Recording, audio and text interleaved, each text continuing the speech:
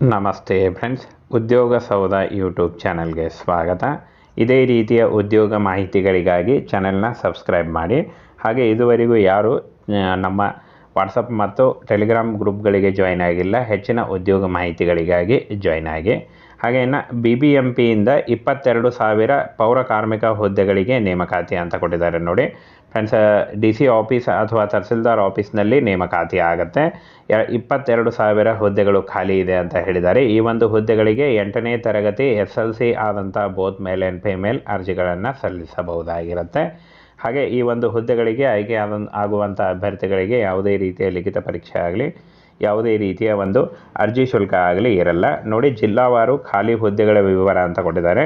22,000 ಹುದ್ದೆಗಳಲ್ಲಿ ಬೆಂಗಳೂರು ನಗರದಲ್ಲಿ 1,017, ಬೆಂಗಳೂರು ಗ್ರಾಮಾಂತರದಲ್ಲಿ 581, ಹಾಗೇನ ಇಲ್ಲಿ ನೋಡಿ ರಾಮನಗರದಲ್ಲಿ 1,004, ಚಿಕ್ಕಬಳ್ಳಾಪುರದಲ್ಲಿ 773, ತುಮಕೂರು 583, ದಾವಣಗೆರೆ 337, ಶಿವಮೊಗ್ಗ 720, ಚಿತ್ರದುರ್ಗ 710, ಮೈಸೂರು 991, ಹಾಸನ 655, ಹಾಗೆ ಚಾಮರಾಜನಗರದಲ್ಲಿ 399, ಚಿಕ್ಕಮಗಳೂರಲ್ಲಿ 483, ಕೊಡಗು 266, ಹಾಗೆ ಮಂಡ್ಯ 684, ಉಡುಪಿ 516, ದಕ್ಷಿಣ ಕನ್ನಡ 961, ಹಾವೇರಿ 674, ಹಾಗೆ ಇನ್ನು ಉತ್ತರ ಕನ್ನಡದಲ್ಲಿ 1,001, ವಿಜಯಪುರದಲ್ಲಿ 597, ಬೆಳಗಾವಿಯಲ್ಲಿ 1,741, ಬಾಗಲಕೋಟೆಯಲ್ಲಿ 1,201, ಗದಗ ಜಿಲ್ಲೆಯಲ್ಲಿ 754, ಧಾರವಾಡದಲ್ಲಿ 169, ಕಲಬುರಗಿಯಲ್ಲಿ 612,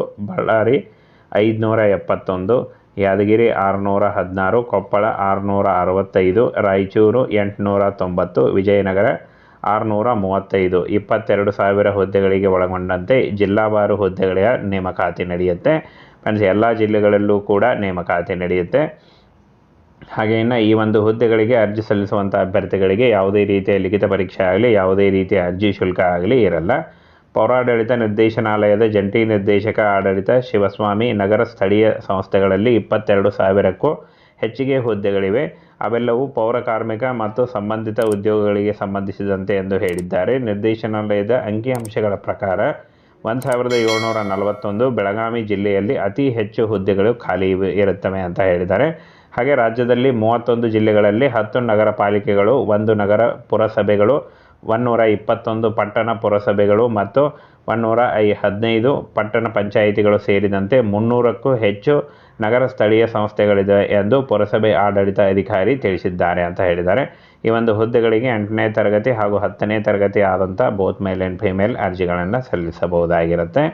ಇನ್ನು ಈ ಹುದ್ದೆಗಳು ಪ್ರಾರಂಭ ಆಗೋದು, ಈ ಒಂದು ಹುದ್ದೆಗಳು ಅಕ್ಟೋಬರ್ ಕೊನೆಯ ವಾರದಲ್ಲಿ ಶುರುವಾಗ್ತವೆ.